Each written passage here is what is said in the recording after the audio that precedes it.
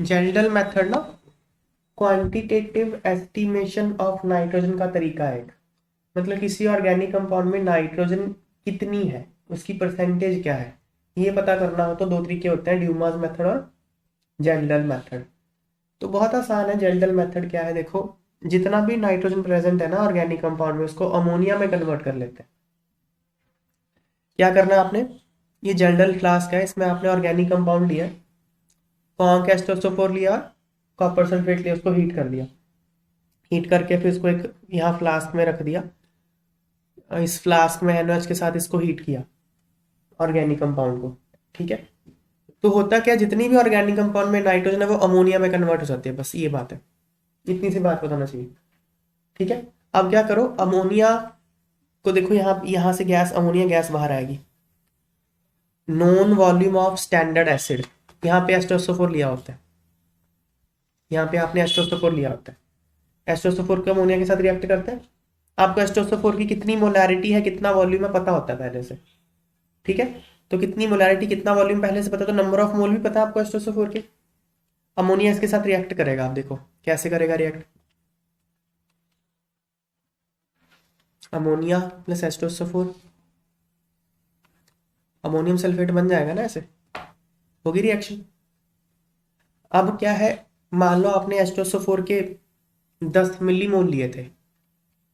मान लो आपने 10 ml ले लिया, ये 10 ml ले लिया, 10 ml एस्टोसोफोर लिया, 1 मोलर इसकी कॉन्सेंट्रेशन थी, तो आपने 10 मिलीमोल ले लिया ना इसके एस्टोसोफोर के।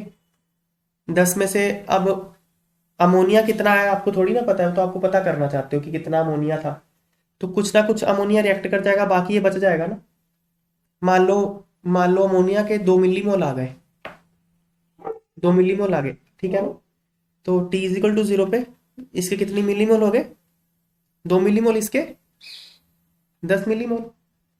फिर ये कितने होंगे, ये 0 बचेगा, और इसके अगर 2 है तो इसका एक खत्म हो जाएगा ना।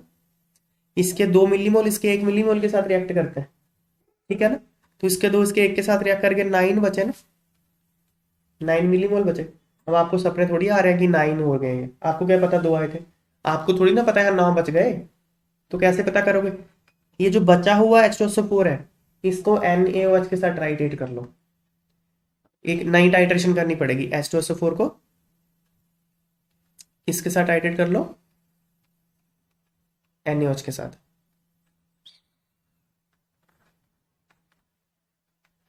अब आपको पता है कि इसके कितने मिलीमोल यूज होंगे, ये आपको पता है कितने यूज होंगे, तो जितने इसके यूज होंगे उससे हाफ ये यूज होगा, क्योंकि अगर इसके 2 यूज होते हैं, ये एक यूज होता है। तो इस तरह से आप पता कर सकते हो कि जितना आपने NaOH यूज किया उससे हाफ H2SO4 यूज हुआ, मतलब उतना H2SO4 बच गया था। तो इस केस में इसके 18 मिलीमोल यूज होंगे। या अगर मैं बैक कैलकुलेशन करना चाहूँ, मान लो इसके x मिलीमोल यूज होते हैं, NaOH के x मिलीमोल यूज होता है, तो इसके कितने यूज होंगे, x/2 मिलीमोल। मतलब यहाँ x/2 बच गए थे, x/2 यहाँ बच गए थे।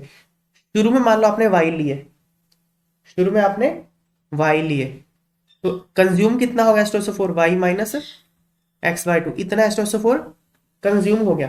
तो जितना H2SO4 कंज्यूम हो गया अमोनिया, उससे डबल होगा, *2। इतना अमोनिया है, इतने मिलीमोल अमोनिया। इस तरह से आप इस कैलकुलेशन कर सकते हो। मतलब कहने की मतलब ये है कि जेल्डन मेथड में जितना भी नाइट्रोजन है उसको अमोनिया में कन्वर्ट कर लिया जाता है, और अमोनिया कितना है वो H2SO4 के साथ रिएक्ट करके पता कर लेते हैं। ये तरीका होता है जेल्डन मेथड। इसमें एक लिमिटेशन है जेल्डन मेथड की, वो क्या है देखो, वो यहाँ क्वेश्चन में पूछी हुई है